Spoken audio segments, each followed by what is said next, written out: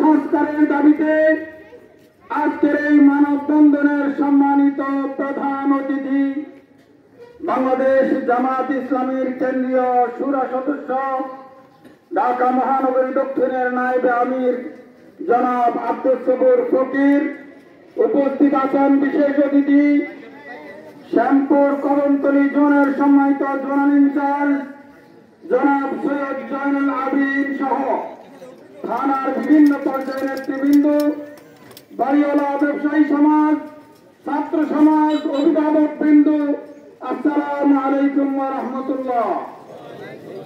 সম্মানিত উপস্থিতি, লম্বা আলোচনা হয়ে গেছে, আমরা আর আলোচনা করতে চাই না।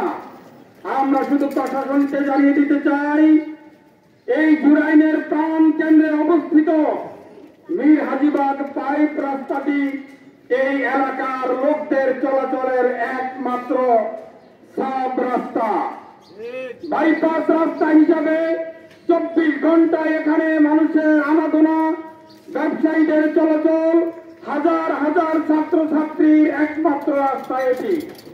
অথচ দীর্ঘদিন ধরে এই রাস্তাটি মেরামতের অভাবে এটি এখন খানাখন্দকে ধরে একটি মরণ ফাঁদে পরিণত হয়েছে। এর কালভার্ট ভেঙে নিচের পাইপ লিক হয়ে রাস্তার ময়লা পানিগুলো এখন শুধু রাস্তাই না, আশেপাশের বসত বাড়িতে পর্যন্ত উঠে যাচ্ছে। এখানে বসবাসের উপযোগী এখন আর নাই। এমত অবস্থায় এই রাস্তা মেরামত করতেই হবে। আমরা প্রশাসনকে জানিয়ে দিতে চাই, অনতিবিলম্বে পদক্ষেপ নিন, না হলে আজকের এই মানববন্ধনের মাধ্যমে আমরা আপনাদেরকে প্রথম স্লোগান দিলাম, পরবর্তীতে কিন্তু বিক্ষোভ মিছিলে পরিণত হবে। আমরা আপনাদের অফিসে ধর্ণা দিয়েছি, আমরা স্মারকলিপি দিয়েছি, অ্যাপ্লিকেশন করেছি। আপনারা যখন এর কর্ণপাত করেননি তখনই আমরা এই মানববন্ধনের ব্যবস্থা করেছি। ভবিষ্যতে এই কর্মসূচি চলতে থাকবে।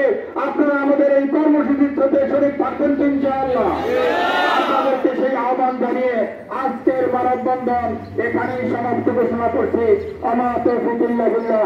আসসালামু আলাইকুম ওয়া রাহমাতুল্লাহ।